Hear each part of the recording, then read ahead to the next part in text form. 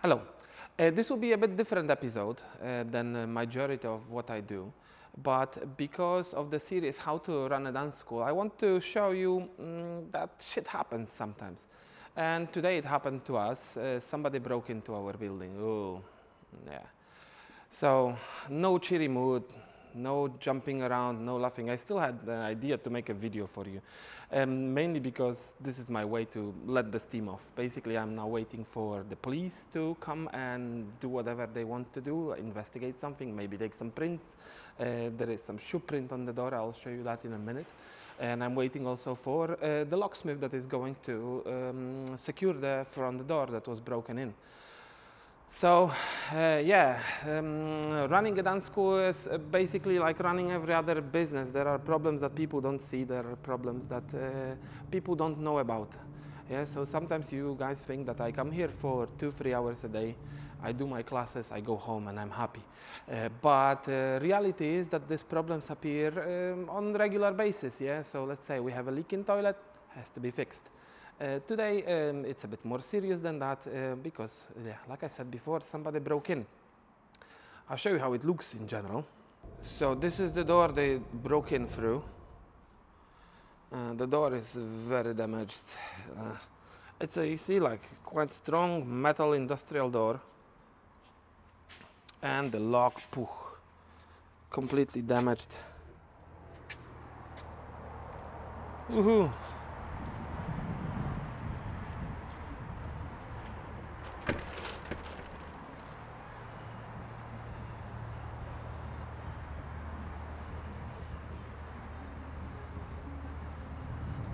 Here you go. Not too fun, not too fun. So probably they entered here. They went around the desk. They made a mess in here. Everything is lying on the floor.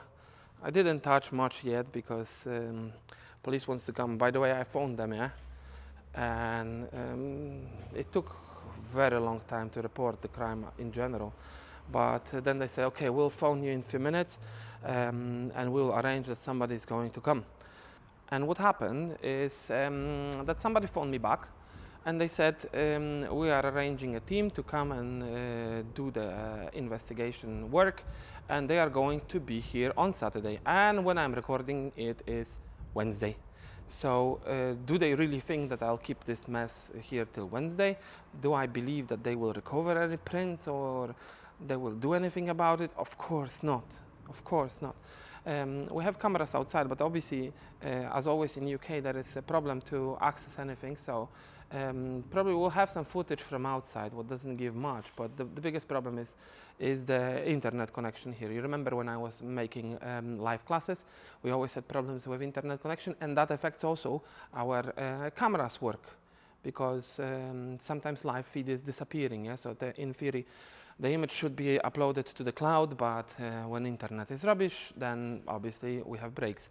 So I'll try to access it. Maybe we'll have some footage. Maybe I'll attach it to this video if I manage to recover something. Probably not. It's not very reasonable. Anyway, so I don't want to say that police is useless. Like, obviously, it's good to have them around. But not very helpful. Anyway, when I said that if they want to come on Saturday, they can forget about it, just treat it like it never happened. And they said, oh, I'll phone you back. And actually, they phoned me back again, and somebody is going to come in half an hour. Yeah, we'll have to secure the door as well, and this is probably the biggest damage that has been caused, because they stole some change. So in the desk, we always keep some change, not much. So they took that. They took a drone as well. So all our Rueda videos were recorded with the drone, and now it's gone. What else is happening here? In general, I have to go through everything that has been moved and destroyed, but it looks like not much more was gone. So that's actually the only positive thing about it. So even when it's difficult, we'll still run classes for you today and for the next days as well. However, I'll be honest with you, sometimes when the day like that comes, I'm like, oh, do I really have to do this? Is this the right type of business I got into? Because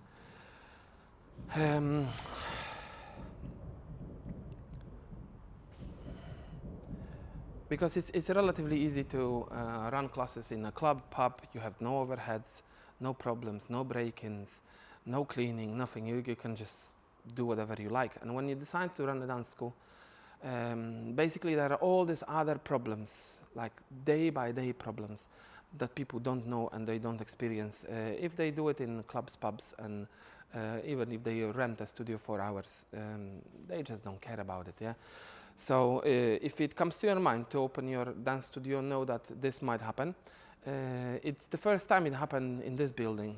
I told you that in previous videos, this is our third building that we've been in, but to the first one, they broke in 6 times. To the second, luckily only once.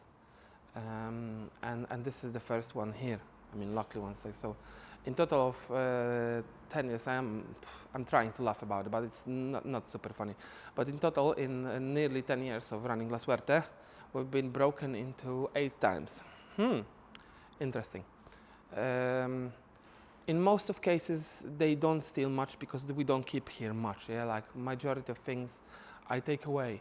But sometimes it happens to me sometimes that I leave behind like simple things. So when the last time happened, that was previous building, I just literally went for food, maybe for an hour.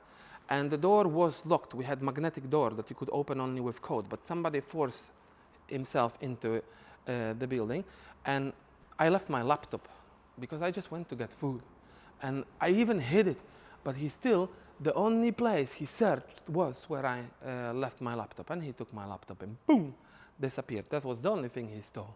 He just took laptop. We've seen him on cameras. We had a face and everything, and nothing you can do about it. Like, what does face give you? Yeah. So again, if I get the footage from cameras here, I don't believe I will have anything out of it. Luckily, they didn't take anything from here, so we can still run the class. The speakers are there, the sound system is there. It's obviously heavy and attached and drilled to walls, so it's not super easy to take.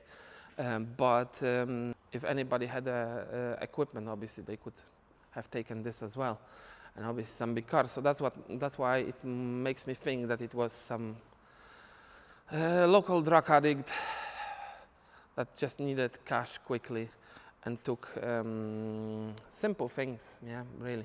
They try to they checked the pool table as well if there is any money in, but there was none.